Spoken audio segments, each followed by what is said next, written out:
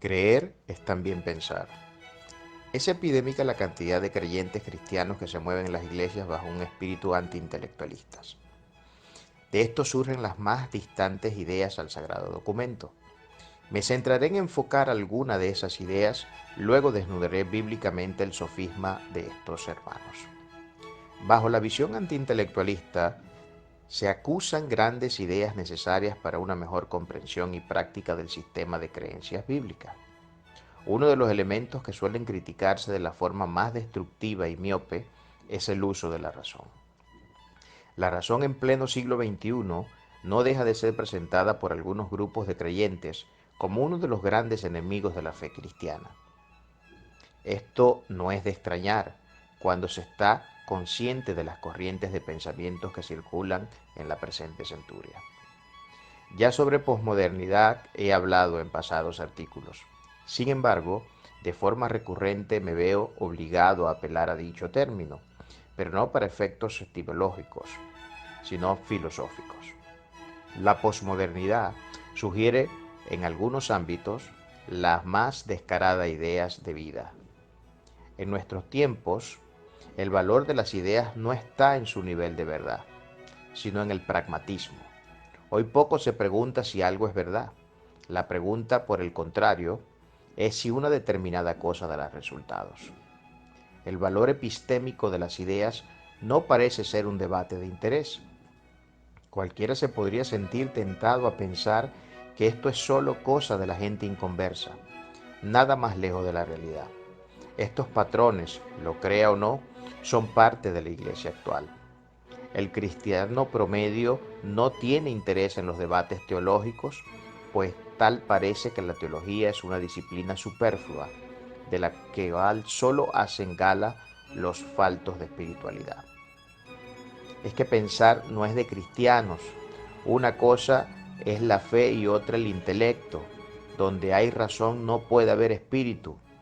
El que mucho estudia solo se llena de letra y la letra mata.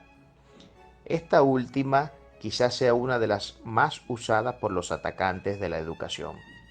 Estamos hablando, por supuesto, de afirmaciones que se hacen desde el polo que piensa que estudiar, que prepararse, que utilizar la razón dentro de la fe, definitivamente viene a ser un elemento contraproducente para la misma. Es algo que ya se recita en piloto automático. Ahí no hay deliberación. La pregunta de método en este recorrido es si acaso eso tenga algo que ver con la realidad. Bien, lo que menos pretendo es usar opiniones personales, aunque si quisiera, como cualquier otro, tendría el derecho de hacerlo. No obstante, quiero limitarme a tratar estas cuestiones desde el prisma bíblico. El Nuevo Testamento, cuando se estudia con seriedad, definiendo correctamente sus conceptos y contexto, demuestra reiteradamente la importancia que Dios le da a la mente del hombre, a su capacidad racional, lógica, si se quiere, al sentido común. Leamos Romanos 12, del 1 al 2. Así que, hermanos, os ruego por las misericordias de Dios, que presentéis vuestros cuerpos en sacrificio vivo, santo, agradable a Dios, que es vuestro culto racional. No os conforméis a este siglo, sino transformaos por medio de la renovación de vuestro entendimiento, para que comprobéis cuál sea la buena voluntad de Dios, agradable y perfecta. El texto indica una noción clara. Por supuesto, solo estoy utilizando uno de las decenas de textos que podemos encontrar en el Nuevo Testamento. Para Pablo, sin duda el más grande escritor y sistematizador de la doctrina del Nuevo Testamento, era muy clara la idea de la importancia de la mente humana en los procesos de la fe y de la espiritualidad, algo que para el creyente de hoy no es muy evidente. Él habla de un culto racional, también de la renovación del entendimiento. Como ve, todo alusivo a la razón del hombre, en antropología, a su capacidad en el acto libre y deliberado. Él no está indicando que la ejecución de la fe se deba dar en una especie de metasentidos. De facto, si observa con pura lógica, él transmite la idea a través del más importante símbolo de las culturas, el lenguaje. El lenguaje que, como es sabido, es un vínculo cultural de comunicación social o un vehículo cultural de comunicación social. Además, ese lenguaje no se presenta en un carácter críptico, sino más bien de modo inteligible, tal como Dios mismo lo ha hecho para comunicar a su pueblo las verdades concernientes a él. Renovar la mente indica un proceso de reeducación, reaprender, un concepto muy utilizado en psicología. Recuerda que la Sagrada Palabra dice que la fe sin obras es muerta. Seguro que sí, la fe sin obra habla de una fe sin acción. Ya sabemos que el fruto de la fe se muestra en la Biblia como un imperativo. Pero ¿cómo es que se llega a la acción de esa fe? ¿No es acaso a través de una deliberación y del acto propio de la libertad humana? No podría ser de otra forma. Déjeme y le explico brevemente esto. La deliberación es la inteligencia en acción. Para que haya deliberación, antes debe haber libertad. Sin la libertad no hay deliberación y sin deliberación no hay libertad, porque el ser humano no funciona en el acto libre bajo el efecto de lo espontáneo. Nosotros tendemos racionalmente por las cosas en la libertad. En otras palabras, ninguna decisión humana surge de la magia, tampoco del vacío. Todos concretamos el acto libre mediante la inteligencia que nos dice esto o aquello. Este y aquello para nosotros tiene nombre en la Biblia y se le llama la palabra de Dios. Lo que digo es que para que la fe tenga obras, primero tenemos que consultar en los registros de memoria de nuestra mente. La palabra divina que nos dice, haz esto y haz aquello. Para poder llegar al punto de decidir seguir dichas instrucciones debemos deliberar, porque jamás ninguna decisión que involucre la revisión de una serie de ideas podría o podrá darse de forma espontánea. Todo lo dicho hasta ahora muestra un proceso que puede llegar a ser muy complejo, pero que estamos diseñados con la capacidad de poder realizar. Ahora, si se pregunta por qué he tenido que dar esa explicación, le respondo, si así funcionamos, por voluntad no nuestra, sino del que nos creó, sería lógico pensar que bajo ese mismo esquema Dios se comunica con nosotros y nos exige cumplir sus normas, que no está de más decir que no son gravosas. Todo en la fe, quiera creer o no, involucra un gran proceso intelectual. Dicho proceso definirá sus acciones, por ende sus consecuencias. Por eso más distante no puede estar un creyente cuando piensa que su espiritualidad no tiene nada que ver con su intelecto o mente. Nuestros cerebros son repositorios de información, con la capacidad de procesar esa información para las debidas respuestas luego de una deliberación. La espiritualidad cristiana no opera en el vacío. Si a usted le sacaran hoy su cerebro, o al menos la capacidad de razonar, ¿cómo pudiera meditar en la palabra de Dios y a su vez ejecutarla? Hay quienes siguen creyendo que eso se puede hacer. Incluso enseñan que es la propia voluntad de Dios que así sea. Bueno, tiene derecho a su opinión, pero los disparates no dejan de ser disparates porque los diga con mucha fe, convicción o porque se halla en la boca del gran ungido de los últimos tiempos. La mente es el soporte de nuestra espiritualidad. Entiéndase bien esto. No me estoy refiriendo a la frialdad de un intelecto que todo lo razona al extremo cuando se trata de observar ciertos fenómenos.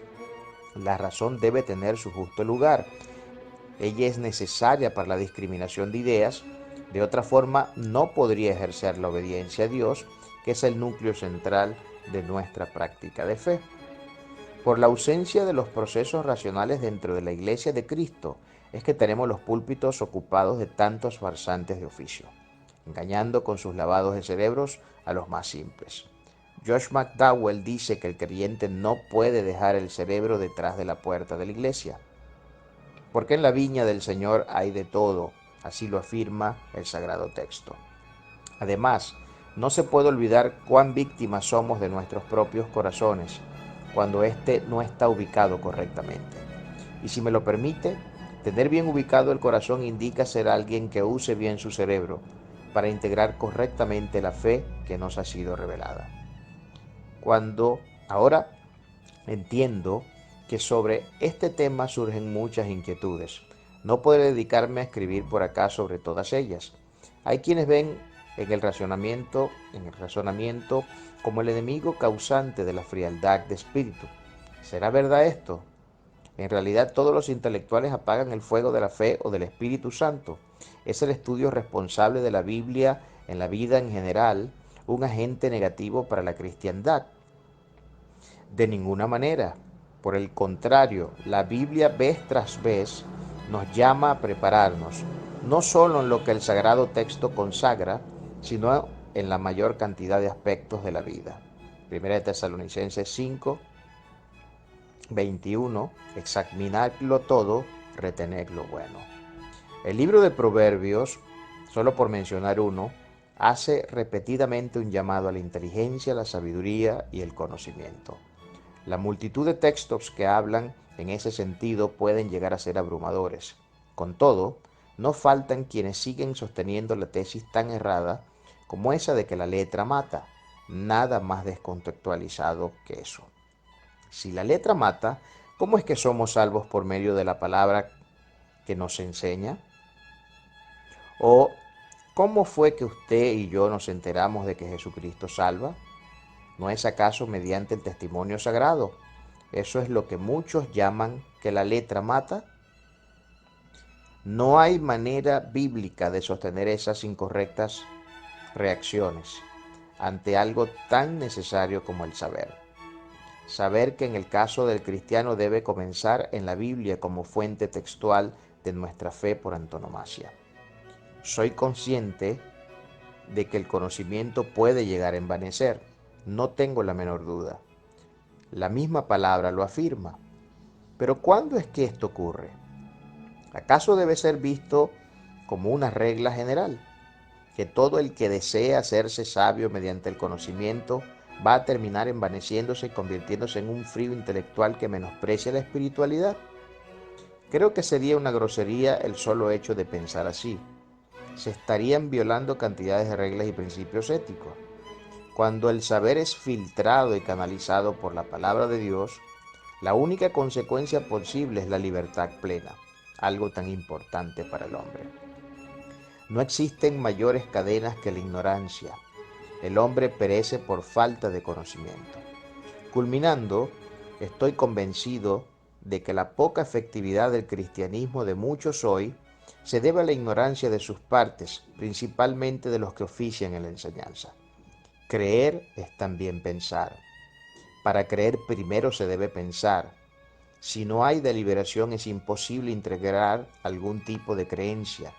Usar el cerebro correctamente evita la manipulación y el control de los demás.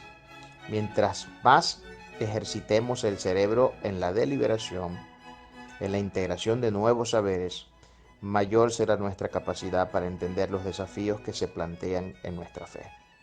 En lo personal, me siento muy feliz de ser cristiano, porque entiendo que mi fe no me demanda el suicidio intelectual. Tanto es que el mismo nacimiento de la ciencia moderna se debe a la Biblia y sus grandes pensadores. Solo la Biblia como libro espiritual puede inducir a tan grande dicha. Juan 8:32, y conoceréis la verdad, y la verdad os hará libres.